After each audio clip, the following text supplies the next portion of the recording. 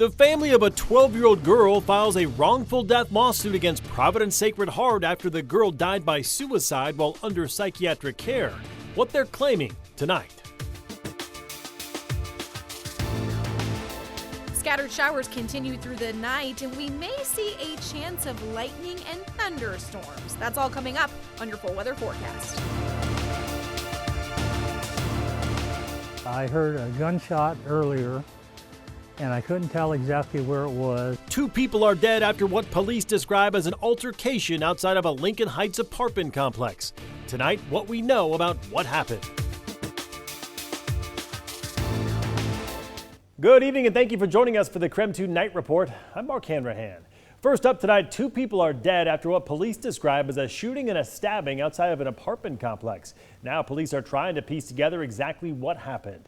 The violence unfolded earlier tonight outside that apartment complex near South Ray Street and 11th in Spokane's Lincoln Heights neighborhood. KREM 2's Connor McAvoy was at the scene earlier tonight where he spoke with police and neighbors. So Connor, what are they saying? Tonight, Spokane police officers are investigating a shooting and a stabbing that happened here at the Hart Terrace Apartments that left 2 people dead. I heard a gunshot earlier, and I couldn't tell exactly where it was. Bruce Van Zandt lived on the South Hill for the past 42 years, across the street from the Hart Terrace apartment complex, where just after 5 o'clock tonight, police raced to the scene. Van Zandt says he was just outside his home when he heard what sounded like a gunshot. The police cars came, and then the fire trucks came, then a couple of ambos came, and and everybody was pulling their weapons out and running up, so I figured, well, it's time to go in the house. Spokane police officers say just after 5 p.m., multiple 911 calls came in for a man holding a knife at the apartment complex. As they arrived, more reports came in, this time stating that a man was on top of a woman, and soon after, a gun went off. When officers responded, they found 2 injured persons in the parking lot. Life-saving measures were performed. Both succumbed to their injuries, and officers are on scene still investigating. At this point, police aren't saying more about what happened, just that a suspect is detained. It's really strange because we never had anything like that before. Van Zandt says he hopes other people living nearby, including himself, use the incident as a reminder to be vigilant in their neighborhood. Well, all it does is just make us aware to be more observant to what's going on around here. That's all. That's the only thing we can do. As officers continue their investigation, they're asking anyone with surveillance video or any witnesses to call Crime Check. Connor McAvoy, KREM 2 News. New tonight, the family of a 12-year-old who committed suicide while under psychiatric care at Sacred Heart is filing a wrongful death lawsuit. According to the suit filed by the 12-year-old's mother, back in April, her daughter was admitted to Providence for inpatient psychiatric care. The lawsuit states that in the weeks before her death, the hospital removed the healthcare worker assigned to her, the video monitoring system from her room, and failed to properly utilize the door alarms. The suit states the 12-year-old escaped her room and jumped out the hospital's parking garage. Attorneys are asking that Providence pay for a funeral along with pain and suffering on behalf of the family. KREM 2 reached out to Providence for comment tonight. The hospital said it does not comment on pending litigation. New tonight, the Menendez brothers have been resentenced to 50 years to life in prison, opening them up for the possibility of parole. The brothers were convicted of murdering their parents, Kitty and Jose Menendez, back in 1989. Their attorneys said their clients have worked hard over the decades to better themselves. In a story trending #1 on KREM.com right now, a grizzly bear is dead after a hunter shot it, mistaking it for a black bear. It happened last week in Bonner County. The Idaho Conservation League says the young female grizzly was killed near the Priest Lake drainage. Coming up a bit later, we'll hear more from a grizzly bear conservation group about how even one accidental death can cause a ripple effect for the future population progress. In continuing coverage tonight, the private security guards who dragged a woman out of a Kootenai County town hall have pleaded not guilty. Our news partners of the Coeur d'Alene Press report the 4 men who work for Lear Asset Management pleaded not guilty through their attorneys earlier this month. Back in February, Dr. Teresa Borenpaul was forcibly removed from a town hall in North Idaho for shouting from the audience. The security guards that removed her are now charged with misdemeanor crimes of battery and false imprisonment. Another man facing charges for allegedly pushing one of Borenpaul's friends also pleaded not guilty.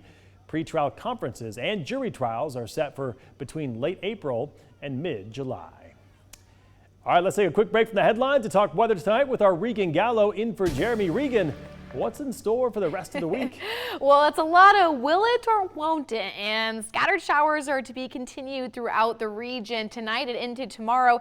Now, Spokane and South Hill was relatively dry this evening. However, we're going to anticipate more of those rain showers, especially in North Idaho tomorrow. Now, it's 54 degrees outside right now. Relative humidity is at 64 degrees. It's warm. There's moisture in the air. We might feel a little bit more sticky, but we're going to see most of those, 50s to 60s tomorrow as well.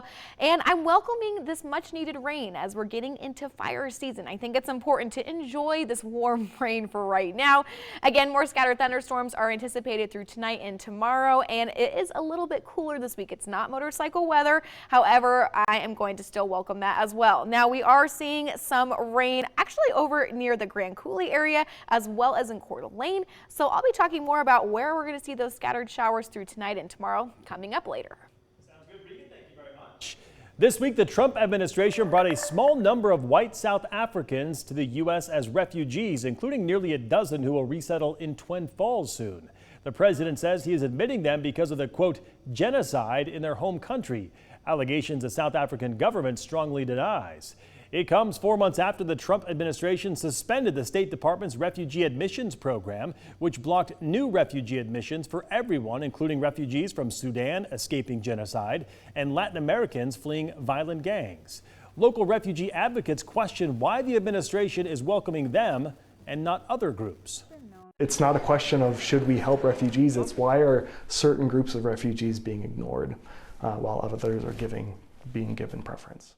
The Idaho Office for Refugees says they were planning to welcome about 875 people from 20 different countries to the Gem State this year. Right now, about half of them are stuck in various phases of the approval process. New tonight, Washington joined 2 multi-state lawsuits against the Trump administration for threatening to withhold federal funds. One lawsuit is against FEMA and the Department of Homeland Security. The second is against the Department of Transportation. Those agencies are threatening to withhold federal funding if Washington does not cooperate with federal immigration enforcement. Washington Attorney General Nick Brown says President Trump is acting illegally and without authority to withhold federal funding. Wildfire season is once again knocking on the door, and just this afternoon, Spokane County approved Avista's proposal to bury overhead lines on part of Micah Peak. The power company says this would reduce the risks of wildfires. The plan would bury 2.5 miles of power lines on a portion of the conservation area. The project starts at the peak and then runs down the north side, or north face rather, of the mountain. Lots of trees, so any little windstorm can take out a power line and, cause a fire. A DNR report previously linked power equipment to the massive wildfire that destroyed 2 small towns of Malden and Pine City back in 2020. The report claims the fire started when a tree branch fell on an Avista power line. All right, don't go to bed just yet. A North Idaho grizzly bear accidentally shot and killed by a hunter. The ripple effect it may have later on. But first, we are hearing from the Okanogan County Sheriff's Office following the tragic death of 3 climbers. We're back in 90 seconds.